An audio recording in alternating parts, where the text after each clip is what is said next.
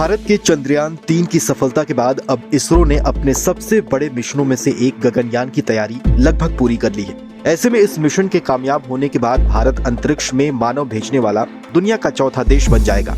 इस मिशन के लिए जिन एस्ट्रोनॉट का चुनाव किया गया है, अब उनकी तस्वीरें और उनका नाम भी दुनिया के सामने रखे गए हैं। प्रधानमंत्री नरेंद्र मोदी ने गगनयान के चारों एस्ट्रोनॉट को एस्ट्रोनॉट विंग पहनाए हैं।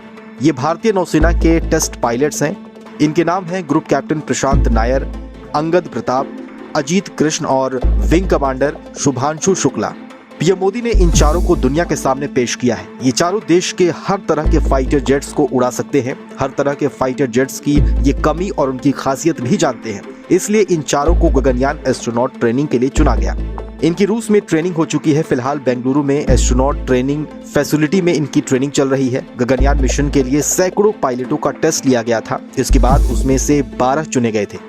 गगनयान मिशन के बारे में आपको बताएं तो ये भारत का पहला ह्यूमन स्पेस मिशन है जो 3 दिन का होगा। इसमें 3 सदस्यों के दल को 400 किलोमीटर ऊपर पृथ्वी की कक्षा में भेजा जाएगा।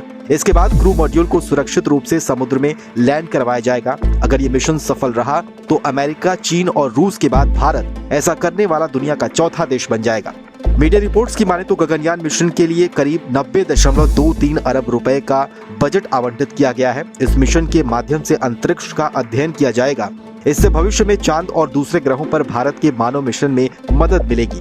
ध्यान देने वाली बात यह है कि गगनयान मिशन में भेजे जाने वाले रॉकेट में फेल्योर से ज्यादा सुरक्षा पर ध्यान दिया जाएगा। यानी किसी भी तरह का खतरा होने पर क्रू मॉड्यूल हमारे एस्ट्रोनॉट को लेकर सुरक्षित पृथ्वी पर वापस आ जाएगा।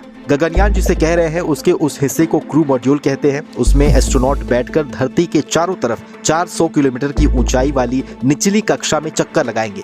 क्रू मॉड्यूल डबल दीवार वाला अत्याधुनिक केबिन है जिसमें कई प्रकार के navigation system, health system, food heater, toilet जैसी जरूरी चीजें लगाई गई हैं। क्रू मॉड्यूल का अंदर का हिस्सा लाइफ सपोर्ट सिस्टम से युक्त होगा। ये उच्च और निम्न तापमान को बर्दाश्त करेगा, साथ ही अंतरिक्ष के रेडिएशन से गगननॉट्स को बचाएगा। वायुमंडल से बाहर जाते समय और आते समय उसके अंदर बैठे हुए अंतरिक्ष यात्रियों को किसी प्रकार की दिक्कत ना हो। वायुमंडल में प्रवेश करने से पहले मॉड्यूल अपनी धुरी पर खुद घूम जाएगा ताकि हीट शील्ड वाला हिस्सा वायुमंडल के घर्षण से यान को बचा सके। हीट शील्ड जहां वायुमंडल के घर्षण से पैदा गर्मी से बचाएगा, वहीं समुद्र में लैंडिंग के समय पानी की टकराहट से लगने वाली चोट से भी इसमें सवार लोगों को बचाएगा। हालांकि क्रू मॉड्यूल को समुद्र में स्प्लैश डाउन करते समय उसके पैराशूट खुल जाएंगे ताकि इसकी लैंडिंग सुरक्षित हो सके। इसके उतरते ही भारतीय तटरक्षक बल या भारतीय नौसेना के पोत उसे संभाल कर उठा लेंगे। इस मिशन की कामयाबी भारत के अंतरिक्ष में एक बड़ी कामयाबी के तौर पर दर्ज की जाएगी।